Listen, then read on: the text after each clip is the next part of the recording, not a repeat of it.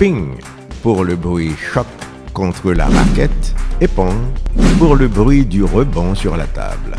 Premier trophée m'a remporté dans le championnat Haïti Open qui était fait dans le Centre olympique haïtien, le samedi 14 ans. Un jeune prodige issu d'un bidonville de Haut-Turgeau bat en finale nationale de tennis de table son mentor, le champion national en titre, Ralph Akernizan. Comme nous avons un programme qui concerne les jeunes talents, qui se manifestent à travers des compétitions, il a été pris en charge dès lors par la fédération. Nous avons pris en charge d'abord sa scolarité, ensuite sa bouffe, puisque l'alimentation, quand on parle de haut niveau, c'est quelque chose de très important.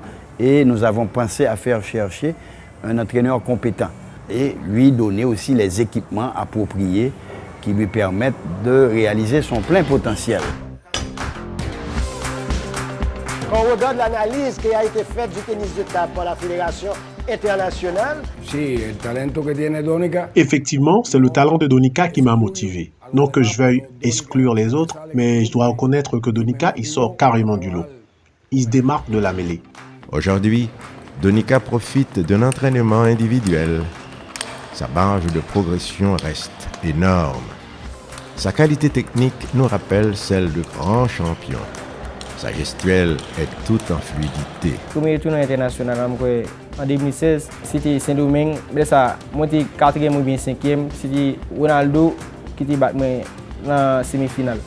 La fédération a joué en bourse pour m'entraîner Saint-Domingue. J'ai fait à peu près 2 mois avec coach Raoul Betancourt. Après ça, je vais progresser. La prochaine fois, je vais jouer au tournoi encore. Je suis arrivé à battre Ronaldo. 50 ans après Silvio Cator, notre jeune pongiste a de véritables chances de faire vibrer le cœur des Haïtiens à travers le monde. C'est Donika qui nous a mis sur la scène internationale du tennis de table. Il va faire les Jeux de la jeunesse, qui précèdent les Jeux de la francophonie et qui précèdent aussi les Jeux centra-américains. Le jeune adolescent a soif de victoire et peut être couronné roi de la zone Caraïbe dans un premier temps. Je n'aime pas quémander, mais ce qui nous fait parfois défaut, c'est le coût inhérent à sa participation à ces Jeux. Ce qu'on aimerait vraiment, c'est que l'État haïtien, tout comme le comité olympique haïtien, nous aide à faire face surtout au coût inhérent à ses participations éventuelles à des Jeux ou encore à des sorties en prélude des qualifications au JO. Donc, mais ça continue.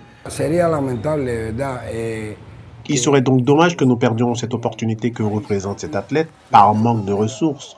Même si nous faisons l'impossible, en tout cas, nous faisons avec les moyens du bord.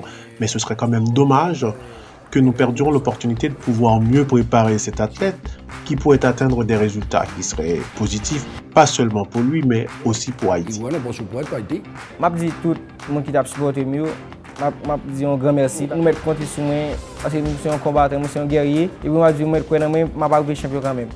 Le coût de la préparation de jeunes et qui ont des talents et aussi des gens qui peuvent faire de cette activité une activité qu'ils pratiquent à des fins de santé et de bien-être.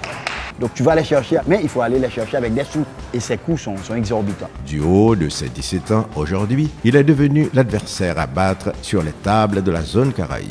Donika Saint-Fleur rêve de voir flotter le drapeau national dans l'arène olympique.